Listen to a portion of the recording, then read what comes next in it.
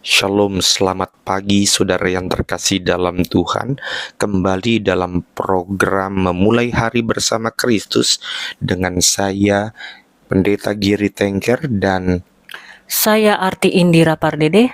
hari ini kita akan membaca firman Tuhan, merenungkan, dan berdoa. Mari saudara, sebelum kita memulainya, dimanapun saudara berada, kita boleh tundukkan kepala sejenak, kita berdoa.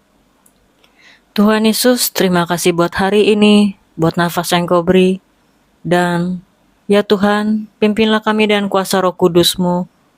Dan setiap langkah kami tuntunlah ya Bapa, agar kami selalu dalam kebenaran firman-Mu. Sebentar kami akan mendengarkan firman-Mu Tuhan, berbicara melalui firman-Mu, sehingga setiap hari-hari kami Tuhan selalu bersama Engkau. Terima kasih Tuhan Yesus yang baik, kami bersyukur. Haleluya. Amin. Pembacaan Alkitab kita terambil dari Keluaran pasal 7 ayat 1 sampai dengan ayat 13. Keluaran 7 ayat 1 sampai dengan ayat 13, dan kita bacakan beberapa ayat saja, yaitu ayat 3, 10, dan 13. Ayat yang ketiga. Tetapi aku akan mengeraskan hati Firaun, dan aku akan memperbanyak tanda-tanda dan mukjizat-mukjizat yang kubuat di tanah Mesir. Ayat yang ke-10. Musa dan Harun pergi menghadap Firaun, lalu mereka berbuat seperti yang diperintahkan Tuhan. Harun melemparkan tongkatnya di depan Firaun dan para pegawainya, maka tongkat itu menjadi ular. Ayat yang ke-13. Tetapi hati Firaun berkeras, sehingga tidak mau mendengarkan mereka keduanya, seperti yang telah difirmankan Tuhan.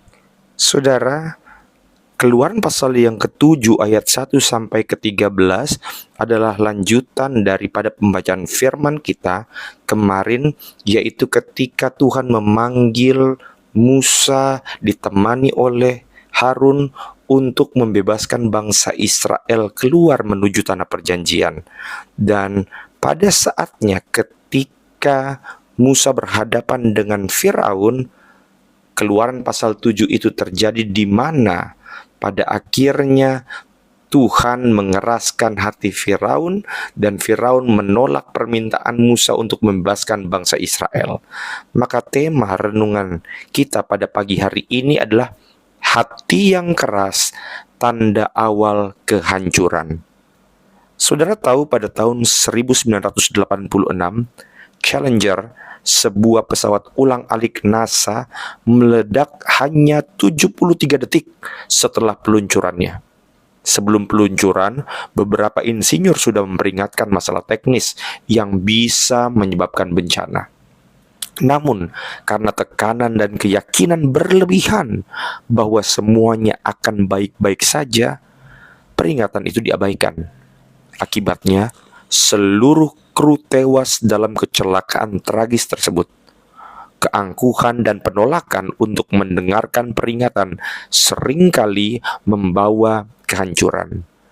Dari bacaan kita, ada 3 poin yang akan kita bahas. Yang pertama, dalam ayat yang ketiga tadi sempat dikatakan bahwa Aku akan mengeraskan hati Firaun. poin yang pertama bahwa kesombongan menyebabkan kekerasan hati. Kesombongan Firaun membuat hatinya menjadi keras. Alih-alih mengakui Tuhan sebagai yang berkuasa, ia lebih memilih untuk mengandalkan kekuatannya sendiri dan melawan peringatan Tuhan. Kesombongan seringkali membuat kita berpikir bahwa kita tahu yang terbaik, dan akibatnya kita menolak petunjuk Tuhan. Sama seperti Firaun, ketika kita memilih untuk menutup hati, kita bisa kehilangan kesempatan untuk mengalami kebaikan dan kehendak Tuhan dalam hidup kita. Itu sebabnya Amsal 16 ayat 18 mengatakan bahwa Kecongkakan mendahului kehancuran, dan tinggi hati mendahului kejatuhan. Sebagai orang percaya, kita dipanggil untuk rendah hati dan mau mendengar peringatan Tuhan. Kesombongan harus digantikan dengan sikap tunduk kepada kehendak-Nya.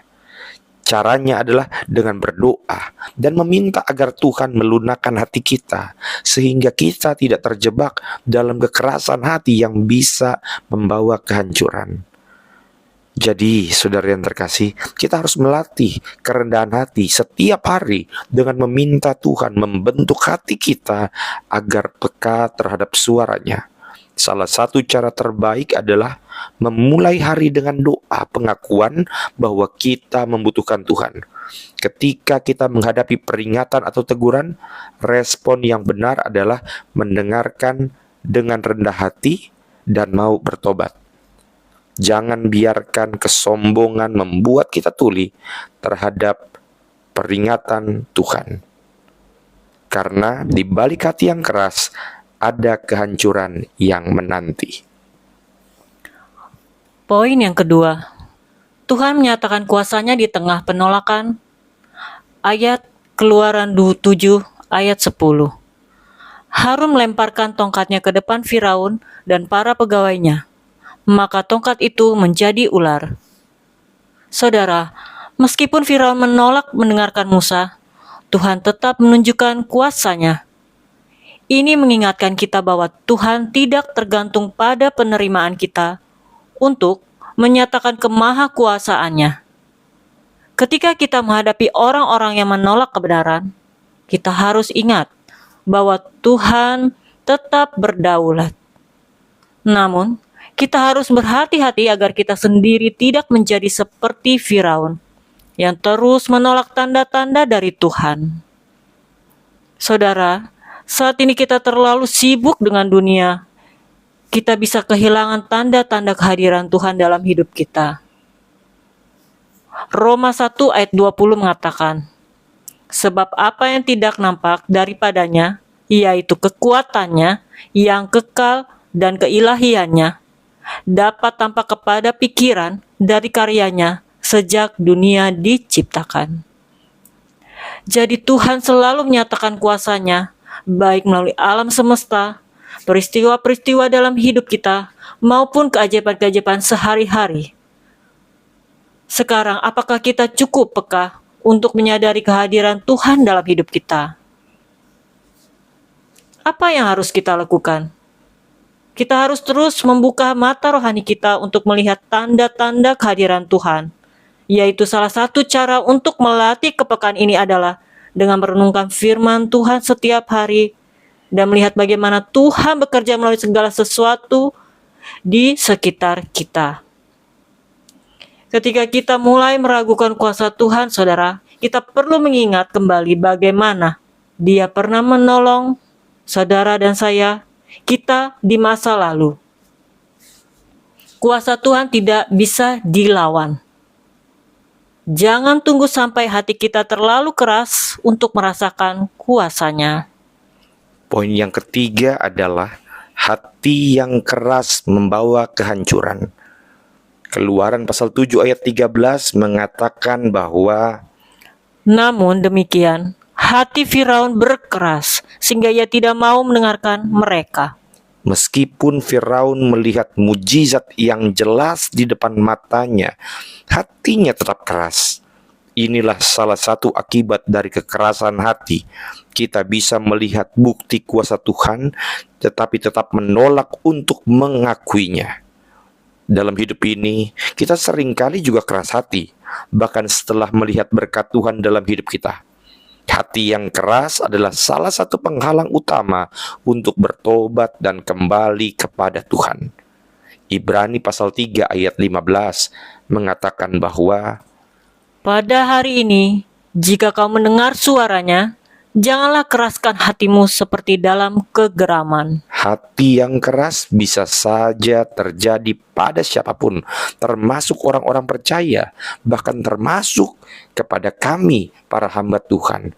Saat kita menunda pertobatan, kita bisa saja, saudara, membiarkan hati kita semakin jauh dari Tuhan. Itu sebabnya Mari kita ingat lagi panggilan kita, yaitu untuk bertobat segera setelah kita mendengar suara Tuhan.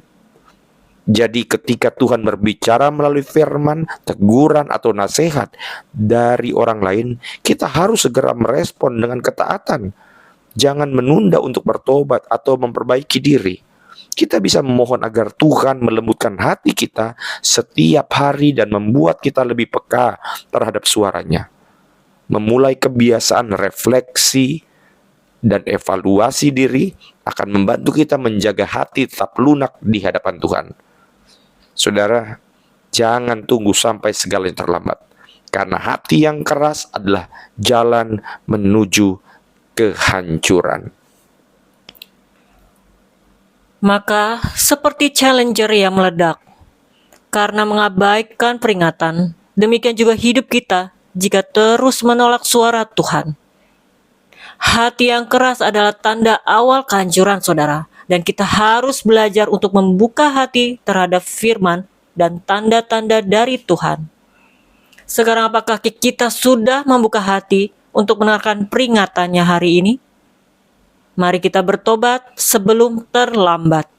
Karena hati yang keras adalah awal dari kehancuran. Mari kita menutup dengan doa.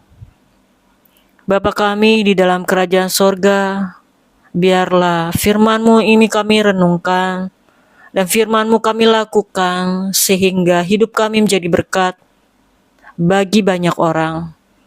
Pimpinlah kami dengan kuasa Roh Kudus-Mu Tuhan, dan tegurlah kami, supaya hidup kami terus berubah, supaya kami hidup dalam pertobatan sehari-hari, sehingga kami disempurnakan di dalam kuasa-Mu.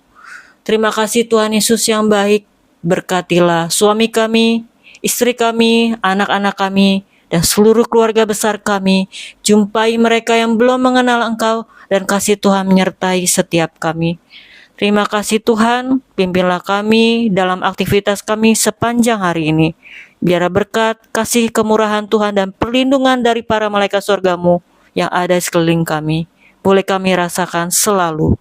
Terima kasih Tuhan Yesus yang baik, terpuji-pujilah nama-Mu, haleluya, amin. Amin. Sampai bertemu esok hari dalam program Renungan Pagi, dan ingat selalu untuk memulai hari bersama Kristus. Saya Giri Tengger dan Saya Indira Pardede mengucapkan selamat pagi, Tuhan Yesus memberkati.